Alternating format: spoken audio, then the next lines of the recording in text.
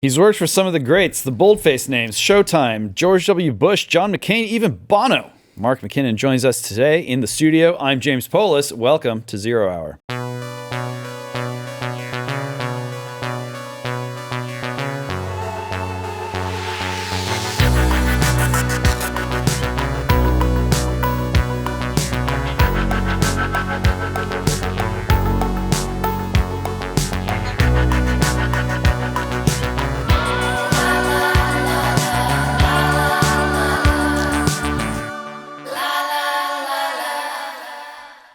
Mark McKinnon is a political advisor, a reform advocate, and the creator and host of Showtime's Emmy-nominated documentary series, The Circus. He was the chief media advisor for presidential campaigns and started No Labels, an organization dedicated to bipartisanship. Welcome, Mark. Hey, glad to be aboard. Thanks. All right. I mean, where do we start? I've been tangled up in all this kind of stuff for a long time. You've done it at such a high level for so long. Do you feel like you have a grip right now on what world we are now living in? Well, we have some very parallel tracks in life, and in music and technology and media and marketing, and I'm both bedazzled and baffled by it all. I mean, it's such an exciting time and scary time, sort of, to be alive, and yet I'm a prisoner of hope, and I always look at sort of the glass half full version of this. And I think about, well, we were talking about music. You and I have histories in music, and it's a very tough thing to do now, but it's completely democratized. If you're like a monster talent and you live in the middle of nowhere, you can get on the internet and blow up overnight.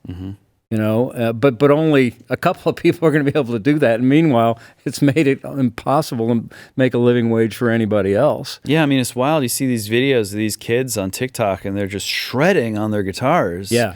But where are the bands? Where's the A&R? Yeah, Come on. Yeah. And I read these stories now about even the most successful songwriters can't make a living just on songwriters. You have to have 360, touring, merch, all of it. And so I think about the campaigns that I did now. I mean, I wouldn't recognize if I walked into a campaign meeting right now and they were asking me my advice about the media that was going on. I mean, I did it for presidential campaigns in the early 2000s when, I'd make a bunch of broadcast media that 350 million people would see, 30-second ads.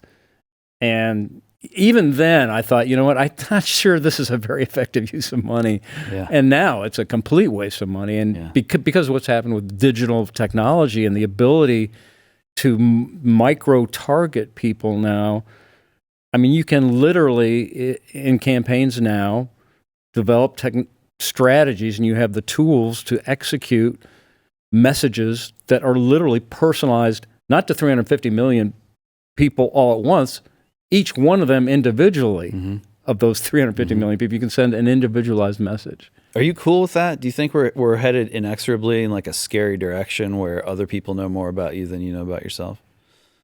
A little, I actually, again, I am wary and worried about AI and and disinformation, misinformation, and all of that. But then I think of the flip side. And first of all, I've never been one who's like worried about, Facebook has my information. I'm glad that I think about your coat, and then the next thing I know, I see an ad for your coat on Facebook. It's like, great, fantastic. And so I'm not worried about kind of the personal information component of it. And I think, again, I think about sort of singularity and the AI of it all, and you're much smarter than I am on this stuff. And I have a friend who's much smarter too, who was literally a rocket scientist. He went to one of the three. You can actually go to a futurist college in America. Yeah. I didn't know that. There's like three of them. Anyone I know? I don't think so, but I'd be happy to connect you. But this guy ended up being like, Ford hired him to say, what's the future of cars? And so now he's doing like automated car stuff. And I was talking about my fear of AI, and he's like, McKinnon, you're not smart enough to really understand this stuff. I said, I agree. And he sent me an article on, it was like AI for idiots. Mm-hmm. And it was so compelling. It was a great article. And it said, yeah, there's lots of, scary potential stuff, but the opportunity and the things that it can do. Let's just talk about movie making. Think about what you can do. Well, I think about, ads that I used to make and stuff, and what you can do now with a drone mm-hmm. that we would have to spend, ridiculous amounts of money to do right. now. And think about if you're a really creative kid now mm-hmm. in high school or something, maybe right now or pretty damn soon, you're going to be able to, with an iPhone and AI, make movies that like Tom Cruise is making, in not too distant future, just in terms of like creating artificial environments that would have cost $1 gazillion to do back, now or before. Yeah, I think that's right. I don't worry as much as some of the other folks who I agree with on some things who are sort of critics of tech or whatever. I mean, we all know what can go wrong. We've seen all the movies, all the dystopias, the 1984 and Brazil and Brave New World and The Matrix and Terminator. Like, we get it. Like, we know who we are in a dystopia. Yeah. We don't really know who we are in that utopia that might be around the corner. And to me, it's if you have the kind of spiritual ballast or anchor in here, then you're not going to get lost in that technological wilderness. Well, that's my view, and I also think that if there's great examples of it, none of which I'm going to be able to point to, but maybe you can for me. But just I don't disagree with the notion that we're living in really scary times, and there's huge challenges. I think you can argue that just the global challenges that we face from national security, which you know a ton about, to all the other things that we face. You could maybe make an argument that just the cluster and number of challenges that we face may be greater and more sort of exponential than ever before.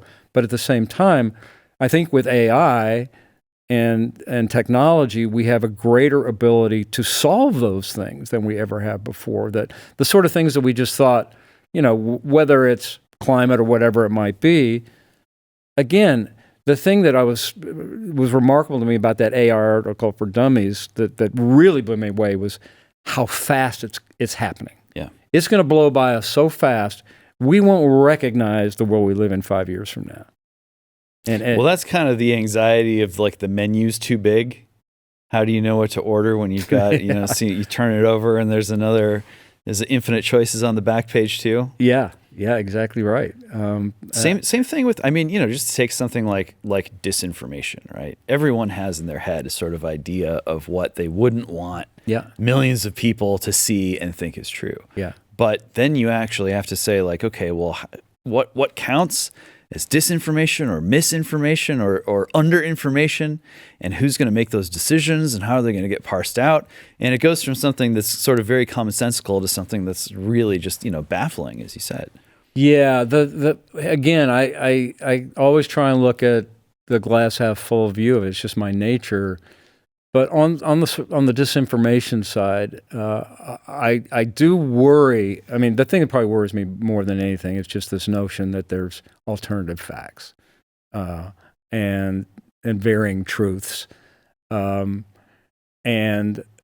so, for example, we had the Cambridge Analytica thing in 2016, but also the Macedonian teenagers who were being paid like $17 an hour to pump in disinformation through Facebook and everything else in the United States during that campaign, we'll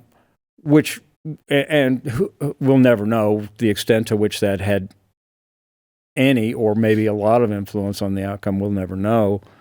But we do know now that it happened, and we didn't know when it was happening that it was happening.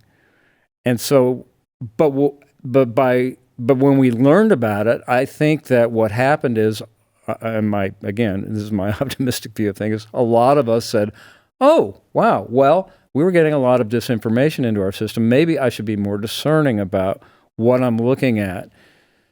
And I think that, I think that's the case for a lot of people. So It's like everybody thought that was going to happen in this last election, that there'd be this huge sort of September surprise of some, artificial intelligence thing that completely duped, our entire country in some way, and it didn't happen, or that we're aware of. But I think people have a higher degree of skepticism and knowledge about what they're looking at now. And I think that also, again, you know way more about this than I do, but just a sort of flight to quality in journalism. There's lots we can talk about the problems in journalism, and but at a time when I don't know what percentage of local news and has sort of evaporated because of again technology, blah blah blah.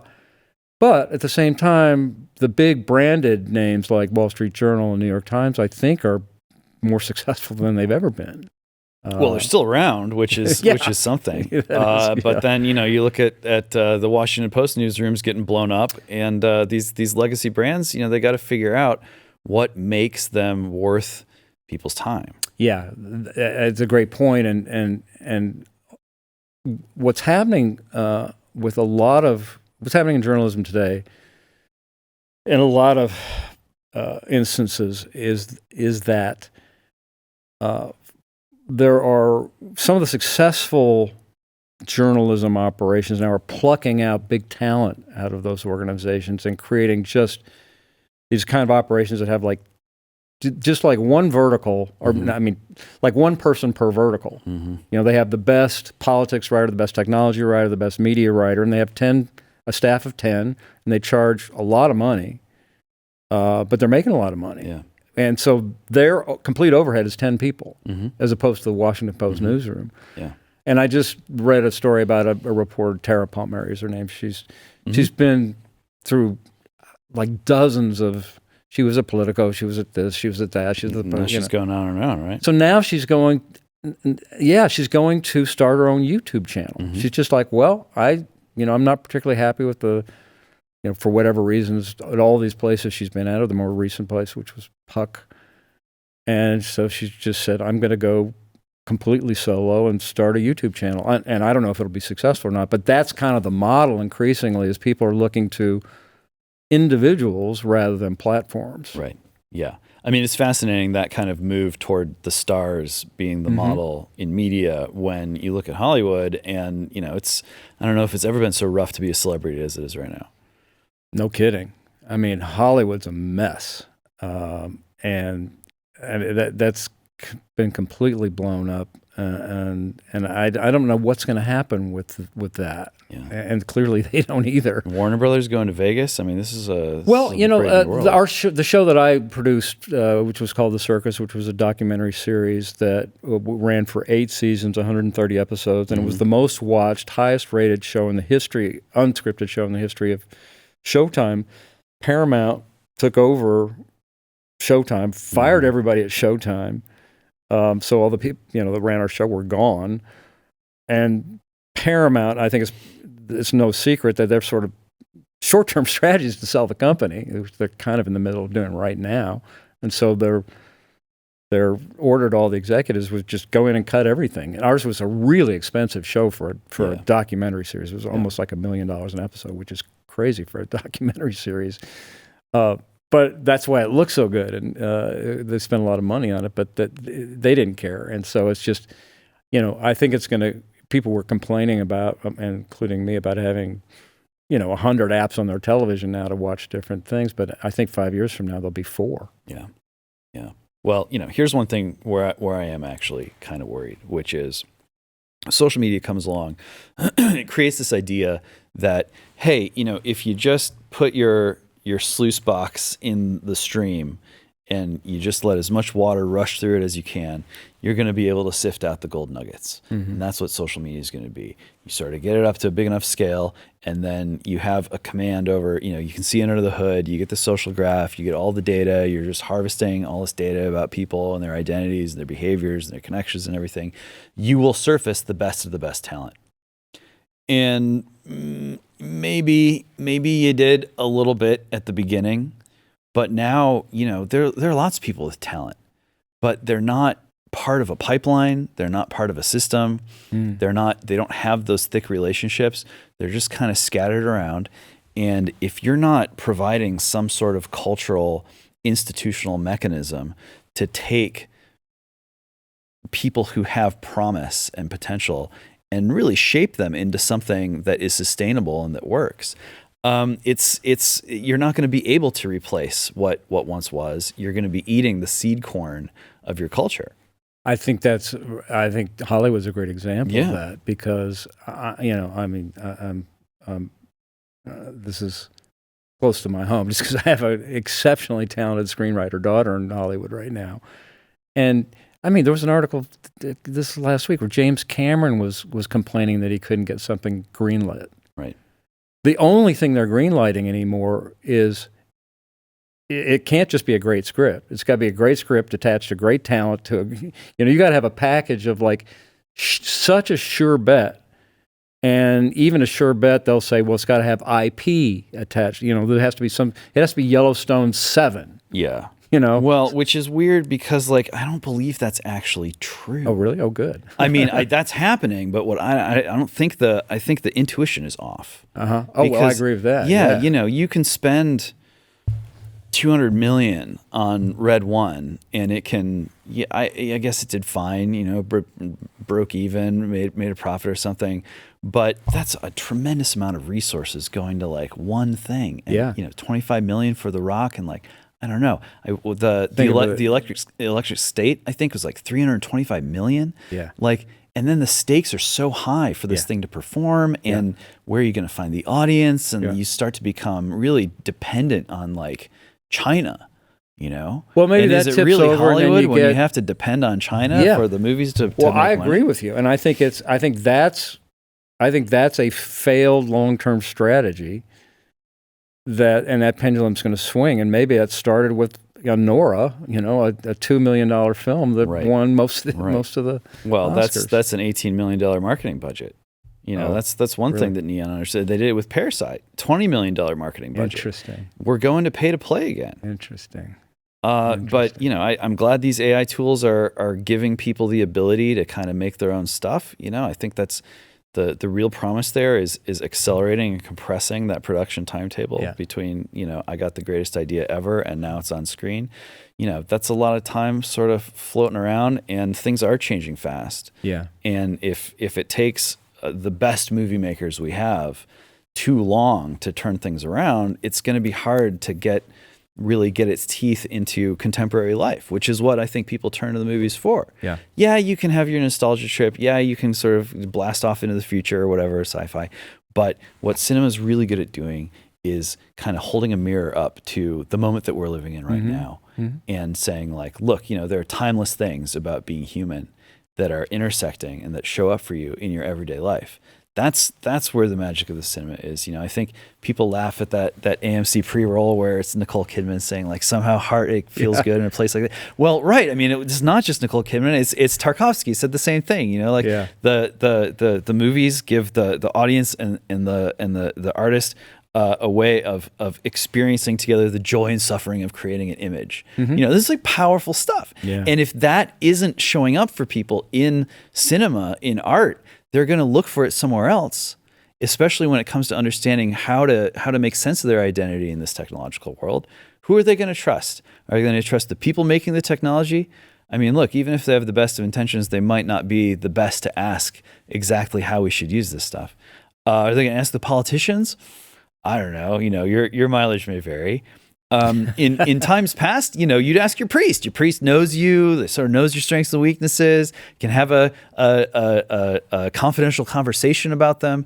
But a lot of churches, they're not prepared for what's going on with people's lives and technology. Well, so this is a place where art can play a big role. And right now it seems like it's just whoever's at that kind of decider level, to use one of those classic W words, in Hollywood, it just seems like they've kind of come disconnected from the actual culture that most Americans are living in. Americans of all types, the culture of what's going on right now and who am I. I understand. It's gonna pencil out better for Warner Brothers to to can Coyote v Acme or to can Batgirl or whatever. Okay, it's better for the bottom line, but gosh, this seems like a strong signal to me that the crown of art, the crown of cinema, is just rolling around in the gutter. I think that's a really smart take, and I mean, I'm just remembering when the Paramount Showtime thing happened, and they again, going back to this IP thing, they said, well, we're gonna, we picked 2 shows that we're gonna keep going, and we're gonna have Billions Miami, Billions London. We're gonna have a show called Millions, and a show called Thousands. And it's like none of those ever got made. It was, I mean, the guy who wrote it, like he read that in a press release, was like, I'm not gonna make this shit. Yeah, it's not gonna. Well, happen. I'm sure you've been following all this James Bond stuff too, right? Yeah. Yeah. Oh, we're gonna spin off Moneypenny. Yeah. We're gonna spin off Felix. Yeah, that's a really good example. We're gonna make TV series. A really good example. And it's like, will you though? Yeah. Couldn't you just? Yeah. Do you really not have the juice to create a new piece of IP? Yeah, and I think your notion of it of art being the kind of mirror of our society is that demand is gonna emerge, and ultimately I suppose that hopefully the market will work. Yeah. So, I'm glad those tools are there for young filmmakers, but are the young filmmakers there? Where do they come from? They don't come from just sort of panning for gold in the slipstream of the internet at large. Yeah. We need those people with visions and visions that understand that the tech piece and the politics piece and the art piece and the faith piece, it all fits together. It's all kind of one thing. Go all the way back to the ancient Greeks. They would look at you like you were a Martian if you said, "Oh no, it's art and tech. These are 2 different things." It's the same word in ancient Greece. Yeah, very good. Yeah, yeah. Well, I'm optimistic about. I think the talent is out there, and I think they'll emerge, and I think they'll figure it out. Yeah. Well, in the meantime, so you did the Circus. It was a huge hit. What do you think is kind of the next huge hit in the making? Where are audiences? What do they want? Well, one thing I'll just say about the Circus experience, that the reason it worked is because I had a notion. I'd worked in politics a long time, and I thought that there was really interesting stuff happening that most people didn't see. Mm-hmm. It was behind the scenes, behind closed doors, and that there were characters beyond the principals who were really fascinating characters.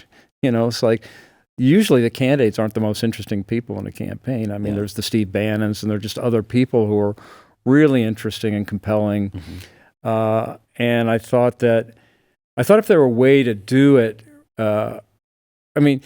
good drama, you don't know the end, right? And so the notion of producing a documentary and rolling it up 6 months or a year after an election is, to me, it's like we know what happened, and I don't need to go see that again. But if I'm in the cockpit while it's happening and we don't know what's happening yet, that could be interesting. But I'm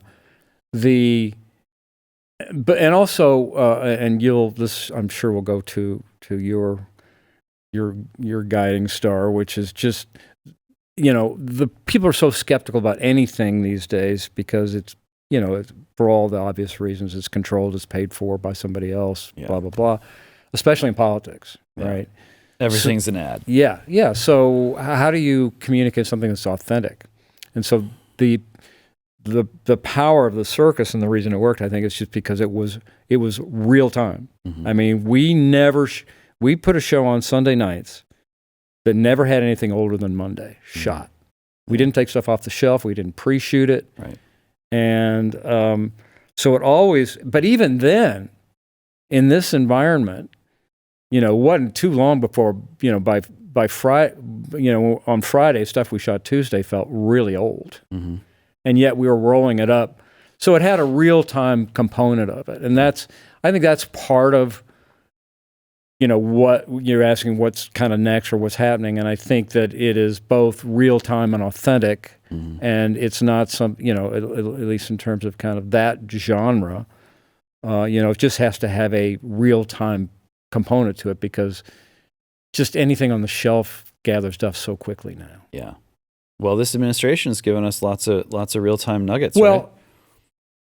unbelievable. I mean, I'm actually really happy that I'm not making this show now. Because imagine trying to make this show right now, because even the New York Times can't keep up. It's I think that's part of the strategy. It's such a blizzard of stuff that, I mean, I'm thinking, I literally thinking, God, what if we were producing the show this week? And on Sunday we'd say, okay, well, we think the show this week is going to be X. And then Monday, so much would happen. We'd tear up the show Monday. We'd tear up the show Tuesday. We'd be starting over every day because so much is happening. Yeah. So, I think it's, I'm grateful for the run we had, and I love the sort of time that we got to do it. And it was kind of lightning in a bottle in terms of like a time capsule of American politics. It was a fascinating, interesting time, and great to be in the front row for it. But I'd be going nuts trying to do it right now. It just would put me in the hospital. You know what the big touchstone for me, at least, was when it comes to that whole concept of just, moving faster politically than the commentariat can keep up with, was Karl Rove. That infamous interview where he's like, we are the actors of history, and you will interpret judiciously as you do, interpret what we do, and then we'll be on to the next thing, while you're sort of typing up your interpretations of it. Yeah. I mean, it seems like we are potentially facing that model, regardless of which kind of ideological direction it's coming from. Yeah. Kind of until further notice. If you're an analyst, a critic, an interpreter, an explainer, we got kind of podcast world where that's almost all there is just the kind of commentary and the meta commentary. But that's, people consume that like recreationally. Yeah. They like to have it on in the background. Yes. And it can be influential on votes. You look at Theo Von or whatever, and the impact of the kind of podcast people on the Trump campaign. Not ruling that out, but that's a lot different than the kind of, hard-nosed media reportage and criticism that used to be at the heart of the enterprise. Yeah, I mean, it's just been thrown into a blender. But I'm curious to ask you about the podcast of it all, just because I remember, and you can help me with the timing on this, but it seems like 20 years ago or something, that's when podcasts sort of popped up, and it was like that was going to be the next new thing. The iPod, that was where the podcast came from, right? Is that right? I think so, okay. And then it kind of disappeared. I mean, it just didn't seem like it was really happening. Now suddenly it's popped again, and it's just kind of an interesting arc of podcasting because it's very interesting. I think a lot of it is generational. Once upon a time, circa I think 2015. I was about to ink a deal with the Daily Beast to do the Daily Beast podcast. Oh, really? With Olivia Nuzzi, who at that time was, I know Olivia well. I think like 6 months out of Anthony Weiner's office, we started doing this slide deck and like, oh, this could be cool. And it never happened because it just, the podcast was not kind of well enough established, and there wasn't this pattern, and it didn't seem to be totally marketable. And, maybe it would have been a couple, 20, 30 somethings just kind of rambling about the day's events, but that turned out to be the model. That's it, And I think, ironically, we had to go through a period of time when, the MSM like did lose some credibility and did start to seem like performative and predictable and one-dimensional. And where do you go if you want to kind of be aware of the world at large without having to, either eat your vegetables on the one hand or kind of, okay, so they're reading tweets on cable news now, and maybe it'll be my tweet they read. Like those seem to be kind of the only options for a little while there. Yeah. I know that a lot of people felt on balance pretty good, at least in Obama's first term, about that kind of like no drama thing, where it's like we're going to be cat-like, we're not going to be doing the Karl Rove thing, or we're going to be sort of taking a distance from world affairs in a certain way. He got sort of scorched by Tahrir Square, and we're going to be no drama. But it did kind of make things a little bland, and it did, now we're all drama. The infamous beige suit, right? It was a kind of a beige time, and I think there was a generational response to that, which was, is that all there is? Like, really? Like, we're just going to kind of drift in this direction?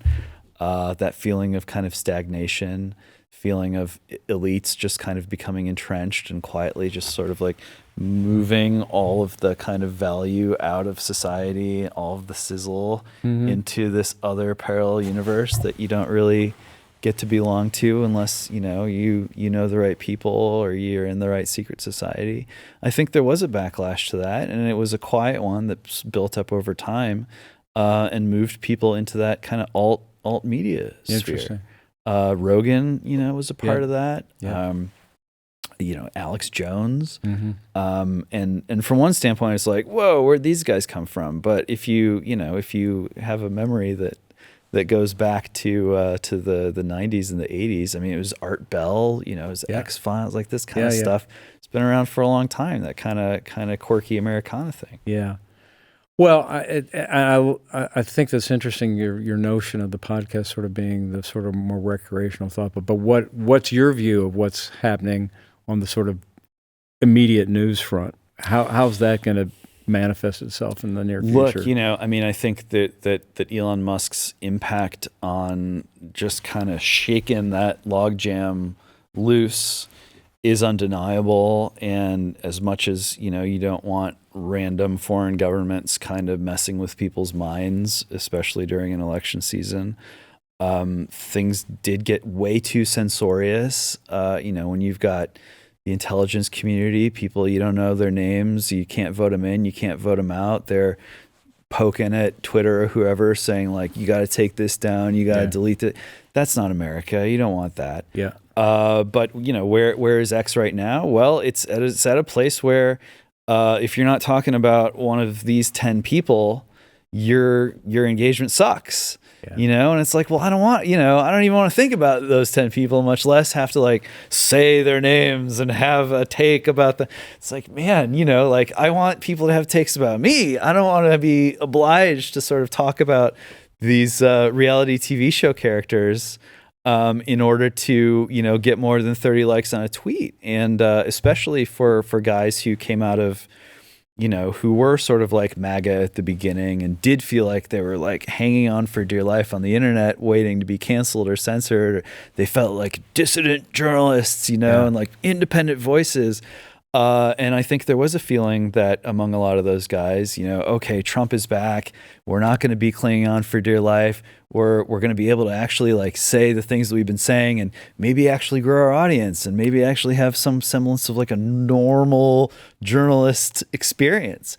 And maybe some of them, but a lot of them feel like if it's not kind of coming out of that stable of Elon's simps, then there's just no oxygen left for you. And this is a conversation that's playing out. Yeah, this is a debate that's going to play out and is going to keep playing out. But that's the vibe that I'm getting, and I think the upshot of it is there's an appetite on the production side and the consumption side for new ventures, new brands, new voices, new talents, and it's if you're approaching social media from that kind of master feed model where it's like there's one feed, it's either going to be the intelligence community running it or Elon Musk is going to be running it, or it's going to be one feed to rule them all.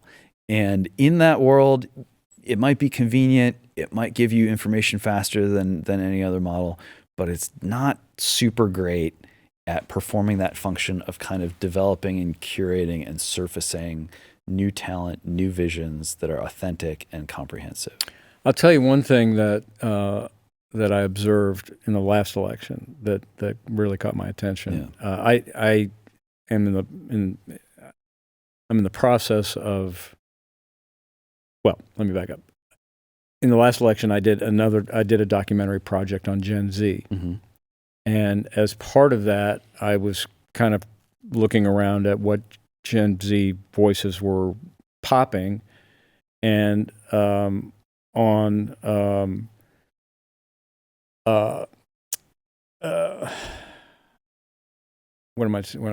TikTok. Surely this is about TikTok. Yes, it is. Okay, let me back it up. We're not live, right? Live to tape. Live to tape. Snip, snip. All right. So I in the last election, I was working on producing a. In the last election, I producing a documentary on Gen Z, and so I was looking around to try and see, what Gen Z voices were popping out there, and suddenly on TikTok, this guy named Charlie Kirk started popping up everywhere. And so I, like many others, had a very conventional notion and wisdom about Gen Z and how they acted and how they're likely to act in that election. They're college age and they're college kids, and I was a radical, lefty in college, right. And just about everybody I knew was. Yeah, as you do, right. And so you assume that that's kind of what the case could continue to be in that election. And then I saw these TikToks of Charlie Kirk showing up on these college campuses. With mostly young men, but not all young men, but lots of them in red hats, and it was really, it got my attention. So I went down to Athens, Georgia, and went to a Charlie Kirk rally, and it was fascinating. It was really interesting, and it really opened my mind about what was happening with that cohort, for one thing, but also Charlie Kirk himself. And he was very diplomatic and very cordial to me and invited me in, and I saw, I got to pull back the curtain and saw the whole operation and how it worked. And his model is really interesting because he invited these crowds just all through social media, and these mass. It was in a plaza. Now, granted, this is Georgia, but this happened all over the country. You couldn't walk through this plaza; it was so packed. And, kids wearing red hats. But the thing that Kirk did was he sat there for 2 hours, a long time. I mean, I was ready to go. And he answered every single question that was asked. And not only that, but in the line of people at the microphone, he saw people in red hats, and he'd say, I know what you're just going to confirm what I think. You just move to the back of the line and let this person in this, tie-dye T-shirt with Obama on it, or Harris, up to the mic, because we're probably going to have a more interesting conversation. And they did, and he would disagree, and he'd kind of push back, and he'd but again, it was not confrontational as I had been led to believe. Sure. And it was really, and then again, I talked to him for half an hour after that. But he went on at great length about just how much X and TikTok we would discover after the election played a role in it. Yeah, Charlie's a fascinating case. I know him a bit and have over the years. Coming out of that kind of Ben Shapiro moment where it was like, click to watch the libtards get destroyed with facts and logic. Charlie went in a slightly different direction. The second issue of our magazine, Frontier here, sent a guy out to AmFest, which out in Phoenix, and it was December. So in between the election and the inauguration, of course, a sea of red hats. He talked to Charlie, and Charlie's one of these guys who's like, culture is upstream of politics. Yeah. And I think that doesn't just show forth for him as a soundbite; it shows forth for him in his approach to how he thinks about what the heck it is that we're doing. My question is, okay, well, what's upstream of culture, right? And I think there's a tendency, especially on the right now, but in a sense, the left got there first. The long march through the institutions, and sort of like, what was the cultural revolution? Well, it was an intellectual revolution. Yeah. And it started on college campuses because that's where the intellectuals were. Yeah. The right had its kind of wave of intellectualism. After the Bush years, after the Obama years, I think you got a lot of them were guys who just generationally being like, Xers or millennials, felt like what they really wanted to do was culture stuff, and there wasn't a seat at the table for them. And this was before wokeness and all that. Mm-hmm. You go back to the turn of the millennium, and I had just moved to LA at that time, and you could not throw a stick without hitting a 20-something white guy who wanted to be the next Quentin Tarantino. Yeah. You just couldn't. And guess what? Like, all those guys weren't going to be that guy. Yeah. And the industry had to find some way of filtering them out. The way that California makes this super hard bar exam because there are just too many people taking the bar exam. You gotta filter people out. And so I think a lot of talented guys and women who thought of themselves as sort of 90s centrists, sort of Clinton Democrats, maybe no labelsy kind of, who were creative and wanted to get into a creative business, and it just didn't shake out. Technology didn't help. Hollywood sort of circling the wagons didn't help. Surplus of talent didn't help. A lot of those folks turned into what are now considered today right-wing intellectuals, because that's as creative as it could get for them, was in this huge green field of conservative media or right-leaning media. That's great. Here I sit, right? But it doesn't really, a media company, an intellectual-driven company, a communications company, ultimately just isn't going to be that hotbed of creative energy that has that kind of, a spiritual grounding or some kind of soul to it, the kind of thing that makes people write songs even if they're not getting paid, that puts people in that tour bus, in that, on the black ice at 3 a.m. trying to get to the next gig. You know how it is. That kind of stuff isn't going to spring forth from whether it's right-wing media or left-wing media, if it is, fundamentally about sort of ideas and communicating ideas. Yes, the ideas are important. Ideas are always going to be important to some degree. But if you're thinking about what's upstream of culture, I think it's tempting for the intellectuals, God bless them, to say, well, it's ideas, it's principles, it's philosophy that's upstream of culture. And that's not the full story. Yeah. Great thoughts. That's really interesting. Yeah. So, you certainly dress the part as someone who straddles that world of being, comfortable around intellectuals, but also comfortable being around artists too. Well, I'm I straddle because I'm not that great at either one, but there you go. I'm best of both worlds. Right? But you know what I have been good at is you probably you've watched a lot of movies. You remember the old Mickey Rooney movies? Oh, yeah, of course. Where he was like, he'd be the guy like, hey, let's put on a play, and he'd just get all the neighborhood kids who were really talented and put on the play. I was just always the guy who's like, let's start a band, and to get a really good band together. I wasn't that good, but the band was great. Right. Or let's put on a TV show, and I get great talent like Alex Wagner and John Heilemann and other people, and but I come from a songwriter background, but the interesting thing, and this is go right to the heart of your world, which is, I realized that my whole life had been songwriter, journalist, campaign guy, campaign ad guy, TV producer, columnist, TV.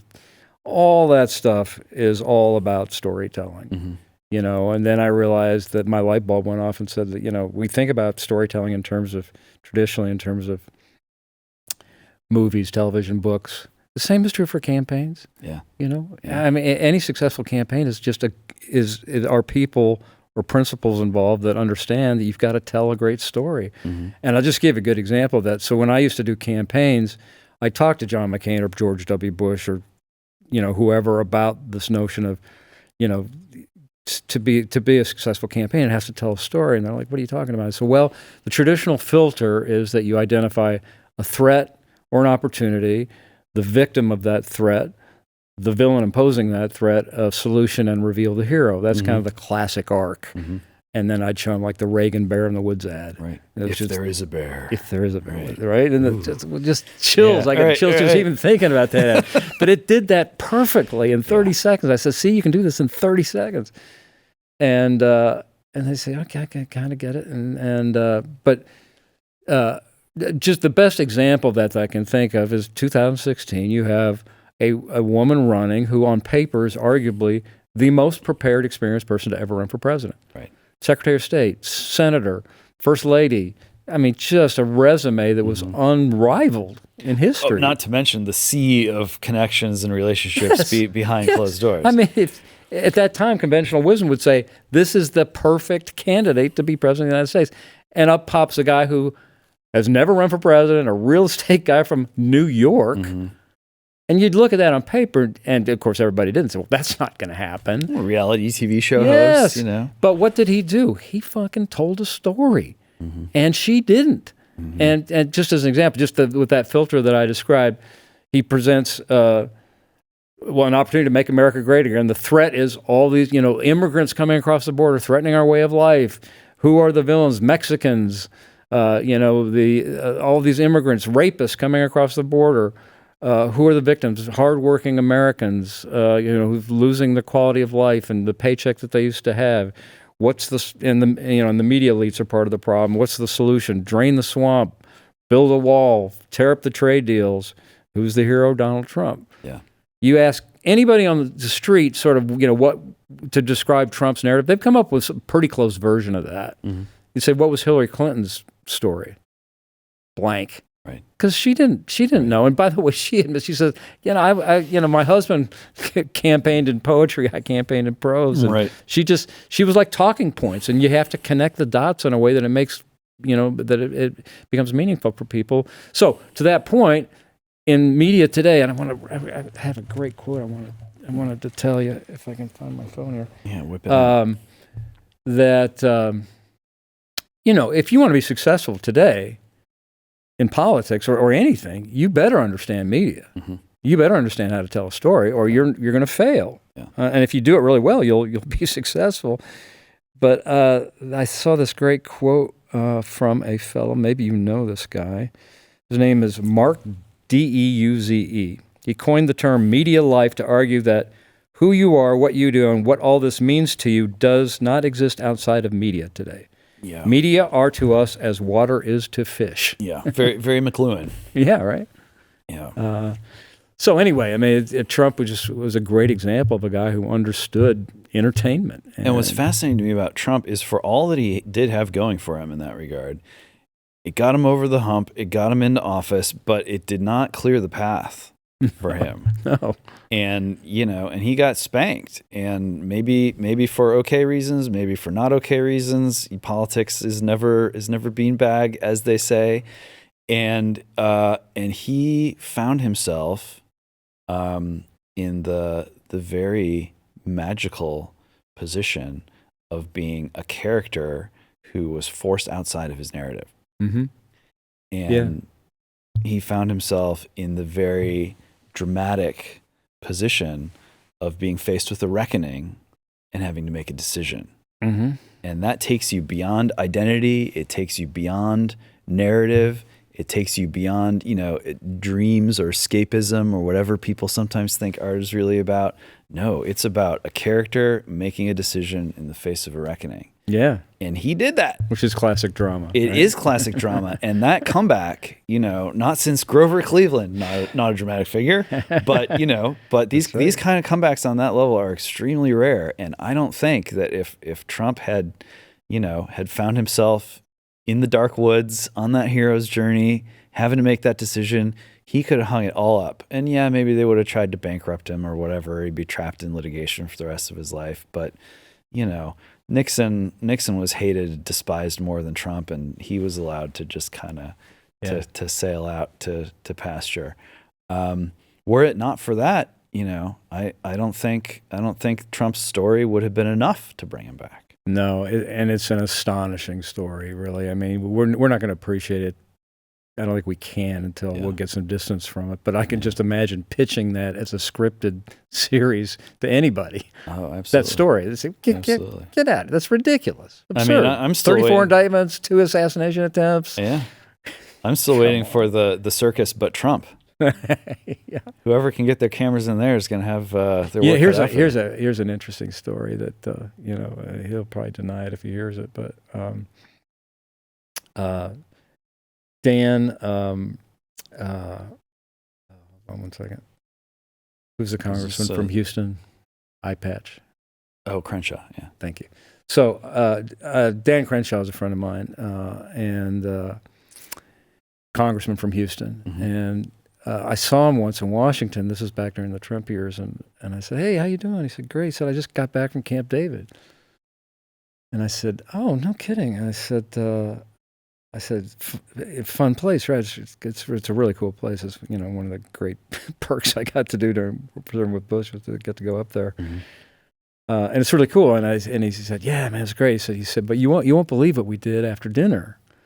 I said, what? He said, we watched the Circus episode of Election Night 2016. Wow. Apparently Trump just has it like on a loop. Right. Because, I mean, obviously he loved the outcome, but Dan said he loves the way your cameras made him look, you know, because I mean, that's classic Trump. I mean, part of the reason our show was, I think, good too is because we had the best equipment, the biggest cameras, and they did make people. They looked great. Trump looked great. So, anyway, that's just, you know, and you know, listen, we were not always kind to Trump, but he didn't care. He just liked that he looked good. Yeah, that's right. The picture's speaking louder than the words. Well, whatever's next for you, Mark, we will be watching, we will be waiting, and we will be enjoying. This has been really fun. Kick it hard. Carry on regardless. Absolutely. Amen to that. Thanks so much. Thank you. All right, that's all the time we got today. If you're on YouTube, give us that like, crush that subscribe button, subscribe to Blaze TV, and until next time around, this is Zero Hour. I am James Polis, and may God have mercy on us all.